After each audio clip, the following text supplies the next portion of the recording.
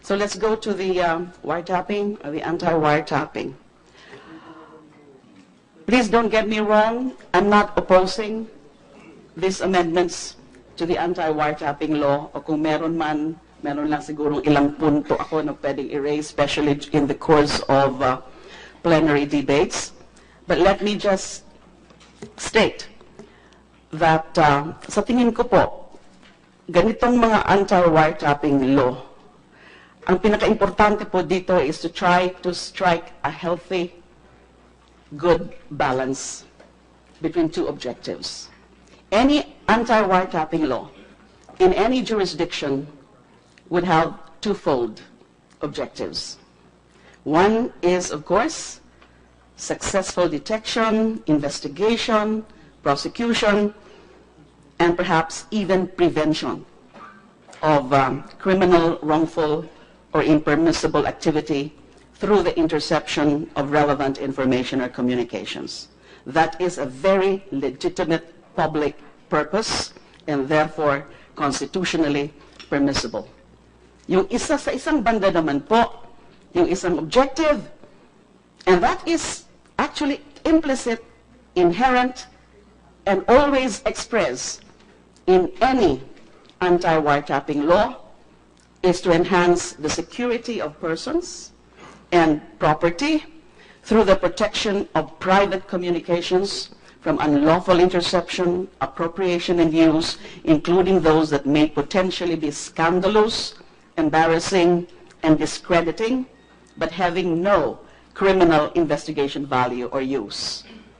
Agree po tayo doon. Dalawang purpose po yon. We're trying to strike a balance here. A balance between the two in order to empower law enforcement authorities, but without subjecting the populace to the tyranny of unlawful intrusion into private affairs. Granted ho yan. Wala ho sigurong makaka-dispute yan. So, in trying to craft the necessary amendments to our anti-wiretapping law, importante po, we should always be conscious about striking this healthy balance. Hindi po pwedeng maging one-sided lang ang track natin na in our zeal to really strengthen our law enforcement capabilities ay nakakalimutan ho natin respetuhin ang mga karapatan, especially the rights of privacy, na wala na hong legitimate purpose yung paggamit ng wiretapping na to kung ganun ang kung hindi tama ang paggamit ng batas. Di ho ba? I just want to put it on record that that is my contribution to the discourse on these very important pieces of legislative measures. Kasi sa akin, hindi na ho siguro talaga issue yung mga tungkol sa ito bang anti-wiretapping law natin noon? Ano ba ang comprehended? Ito ba ay tungkol lang sa wire communications? Hindi na ho siguro, di ho ba? I think this covers also not only wire communications, but even electronic communications. Kasi dun pa lang sa ating Human Security Act, na broaden na ho talaga yung scope ng ating mga anti-wiretapping law. So having said that, ang gusto ko lang hong punto dito, ayaw ko sanang tanungin ito, o ayaw ko sanang hong erase ito. Kasi syempre, hindi naman siguro pagkakaila. Kasi ako may mga nagsabi na sa akin, matagal nang natap ang aking mga cellphone. Di ba? So what legitimate purpose is being served? Kung ganun, terrorist ho ba ako? O dahil yung sinasabi ng iba, na-cuddler ako? Yun ho ba ang purpose kung bakit tinatap ang mga cellphones ko ngayon? I don't expect anyone to answer that question. I'm just thinking aloud. So huwag na ho tayong maglukuhan. Di ba? At mahilig kasi akong manood ng mga detective stories eh. Do you want to comment? You want to respond to that? Yes, Madam Senator. Your Honor, I am also suspecting that my cell phone is being tapped. So we are in the same boat. If that is true, assuming, Director General De La Rosa, assuming totoo rin po yan, na nakatap din ang inyong cellphone, sino kaya ang gagawa nun? Kasi yun ang susunod kong itatanong. Granting, itong pinakasuspecha ko, kasi ibang tao lang naman na nagsasabi sa akin na tap na yung cellphones mo, matagal ng tap yan. But my attitude always is, I don't care. But why should I care about that na I don't care. Pwede nilang pakinggan lahat yan, you know. Anyway, I'm not the one violating the law. I'm not the one violating the rights of others. That is always my attitude. Kaya tinatawanan ko lang yung mga ganong advice. Ingat ka, nakatap ang telepono mo. So kayo rin po, Director General De La Rosa, assuming ho, na totoo din yan, na nakatap din ang inyong cellphones, sino kaya gumagawa niyan? Your Honor, the technology, we have no control over the technology. Mayroon tayong mga foreigners na mayroong technology na gano'n at wala tayong control over sa kanila. They can monitor our conversation from a faraway place. So, yun ang problema natin ngayon. Yun ang problema natin. Ang problema natin ngayon, we're trying to improve our laws, our own laws, correct? Ng anti-wiretapping law. Para naman, ma-empower nga kayo, matulungan nga kayo, na mas magiging magaling kayo sa pag-perform ng mga trabaho nyo, but at the same time, we should be conscious about also protecting and upholding the rights of persons, the private rights, the rights to privacy, etc. So, assuming magawa na natin yan, maganda na yung ating mga batas, na-cover na natin yung two objectives na yan, we were able to really strike a very good balance between those two objectives. Pero ang problema pala, any other foreign country can also, can also intercept. But our laws would not cover them, would they, SOJ?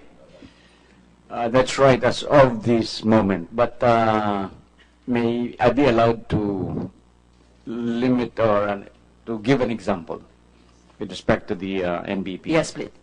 Last July 20, almost all the officers and men guards of the NBP were changed by their SAF troopers. And on July 20 and July 21, we recovered almost 200 cell phones, 1.6 million pesos, drugs, shabu, jammers, boosters, and many other contrabands that are not allowed inside the bilibid.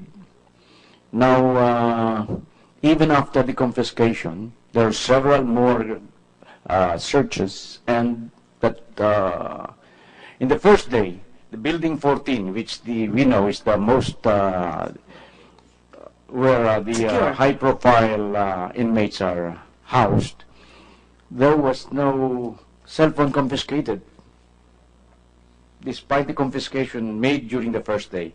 But in the following day, they thought perhaps that the SAF will no longer conduct any search. Nakakuha sila ng 22 pieces of cell phones, etc. In the building 14? In building 14. Wow.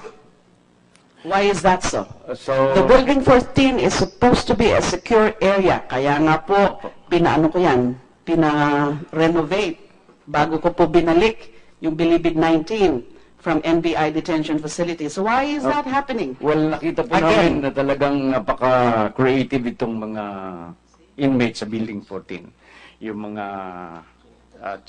na yung kay Peter ko, nakaukit sa kanyang tsinelas, yung kanyang cellphone, plus yung kanyang charger.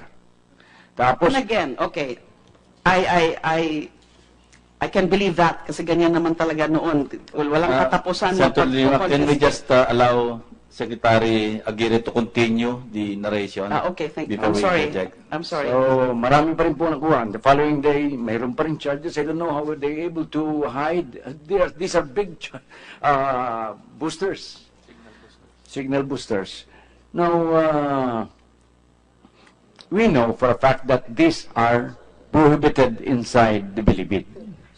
And we know for a fact that these cell phones are used by these high-profile inmates in order to transact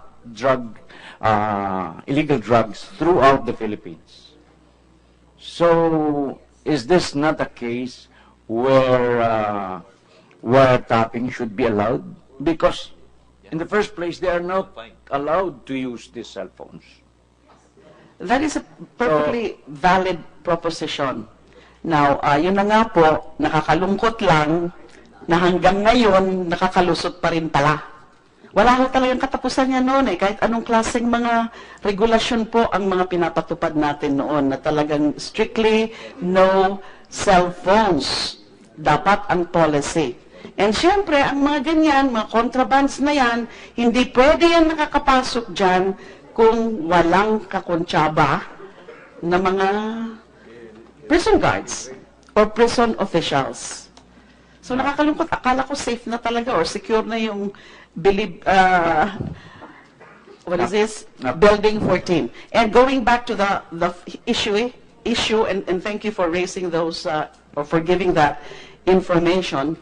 Now, I agree that we should consider relaxing the rules or the law on the anti-wiretapping law insofar as convicts are concerned. Because they have no business really having communication gadgets while inside the Bilibid.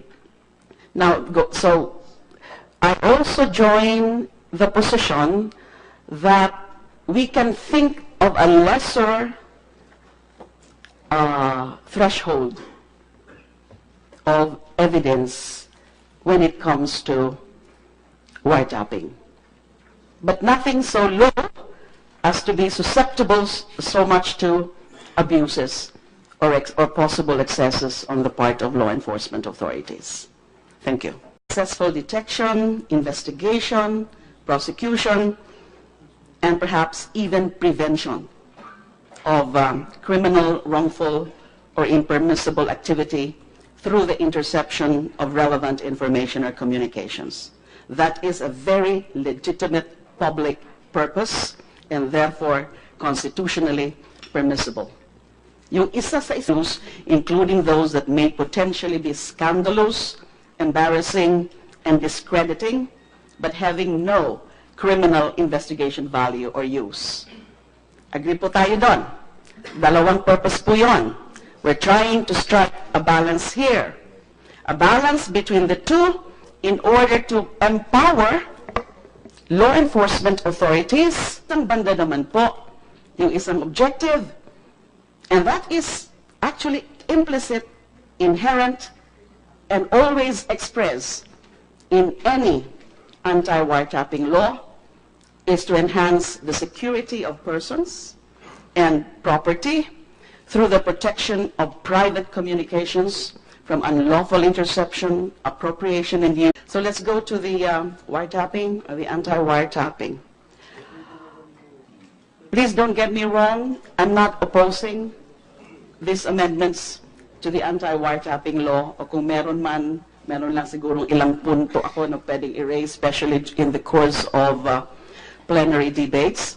But let me just state that sa tingin ko po, ganitong mga anti-wiretapping law, ang pinaka-importante po dito is to try to strike a healthy, good balance between two objectives. Any anti-wiretapping law in any jurisdiction would have twofold objectives. One is, of course, success.